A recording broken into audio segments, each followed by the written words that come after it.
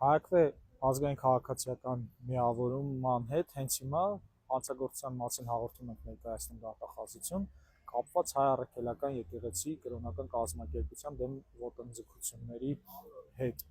մասնավորապես 209-րդ հոդվածի խախտման հետ կապված, որով խոչընդոտվել է կրոնական կազմակերպության օրինական գործունեությունը Հայաստանում, որի մասին նաև հայտարարություններ արել հենց հայ առաքելական եկեղեցին եւ որը տեղի է ունենում աշխարհից առաջ եւ 441-րդ հոդվածի համաձայն,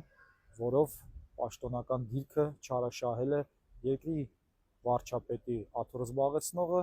երկրի падգամավորական աթոռները զբաղեցնողը եւ մի շարք նախարարներ։ Բնականաբար, եթե դատախազությունը լինի հետևողական, հանցագործները կպատժվեն եւ կվերականգնվի հայ առաքելական եկեղեցու իրավունքները։